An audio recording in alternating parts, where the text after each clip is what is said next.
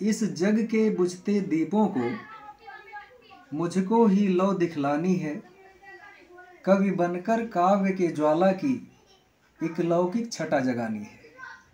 प्रभु सिर पर रहा जो हाथ तेरा, निश्चय मेरे टिक पाएंगे। अमृत के कण जो खो बैठे, वह लौट के वापस आएंगे। आज मैं अयोध्या जिला के परमानंदपुर ग्राम सभा में आई हूँ, जहाँ पर दो कवि हैं। ये अवधी भाषा में कविताएं लिखते हैं और इनकी कविताएं जो होती हैं वो गांव के विकास पर और क्या कहते हैं देश के ऊपर है। तो आई हम जानते हैं इनसे कि अभी तक इन्होंने कितनी कविताएं लिखी है और कौन कौन सी भाषा में इन्होंने बनाया है। तो सर, जैसे कि आपको ये जो कविता आप लिखते हैं, या अपना जो होता है वही सुनाते हैं या कोई किसी का लिखा हुआ रहता है आपके पास? नहीं, हम अपना स्वयं का सारा लिखते हैं जो है, और बचपन से ही लिख रहे हैं हम। और बहुत ज़्यादा पारिवारिक उसमें फंस के जो है बहुत ज़्यादा हम टाइम नहीं दे पाते, लेकिन हमेशा हमारा जैसे किसी में लिखने का मन हमेशा लगा रहता है।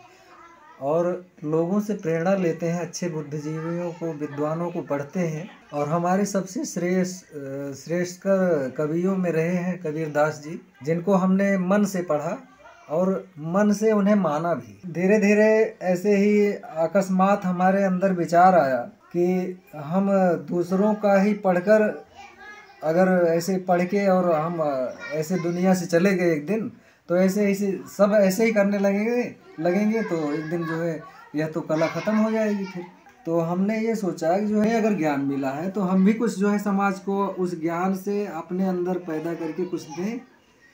तो हमारे अंदर इस चीज़ की उत्सुकता जागी कि जो है हम भी कुछ लिखें बचपन से ही। तो कहते हैं ना, करत करत अभ्यास के जड़मति हो सुजान, रसरी आवत जात ते सिल पर परत निशान। तो रेडियो में ऐसे सुनते रहते थे कवियों को। तो हमने कहा, मन में बचपन में विचार आया कि जैसे इसमें रेडियो में कोई बैठ के बोलता होगा, ऐसे ऐसे दुनिया भर की फितूर हमारे मन में दिमाग में चल रहे थे। तो सब बोल सकते हैं या गा सकते हैं, तो मैं क्यों नहीं बोल और गा सकता? मैं भी तो इंसान हूँ, वो भी इंसान है। तो ऐसे ऐसे करते हमारे अंदर उत्सुकता जाग गई लिखने की। अभी तक आपने अपने जो आपने बनाया है कविता, तो कितनी कविताएं लिखी होगी आपने अपने हिसाब से? मेरी कविताओं की कोई गिनती नहीं। और दरअसल जो है मैंने कोई गिनती नहीं की, मैं अनगिनत रचनाएं लिख चुका हूँ अब तक। तो हमारा ये है कि जो है जैसे हमें समाज का दर्द दिखाई पड़ा, तो हम उसी के अनुरूप वैसे ही भावों को लिख देते हैं। तो मैं किसी एक विधा से नहीं जुड़ा हूँ। अगर मुझे हंसी का वो कुछ दिखाई पड़ा मुखौटा समाज में, तो मैं उसको हंसी के उसमें पिरो देता हूँ। ऐसा नहीं है कि मैं एक ही विधा से बंध के रहा हूँ। जहाँ जिसका जैसा तोड़ लगता है हमको, उसके अनुरूप हम वैसा ही लिख देते हैं। दरअसल हमने दहेज के ऊपर जो है कि लागल दहेजवा के आग रे भैया, फूटल बा बहिनी के भाग हो।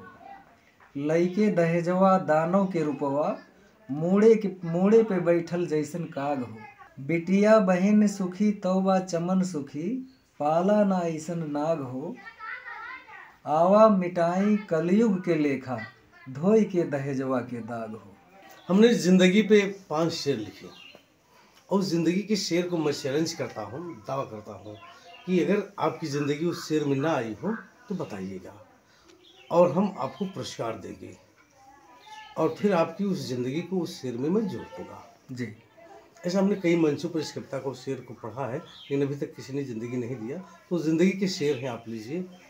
ओ ज़िंदगी के लिए क्यों जहर बन गई, ओ ज़िंदगी के लिए क्यों हम सफ़र बन गई, और यह ज़िंदगी के लिए क्यों जहर बन गई।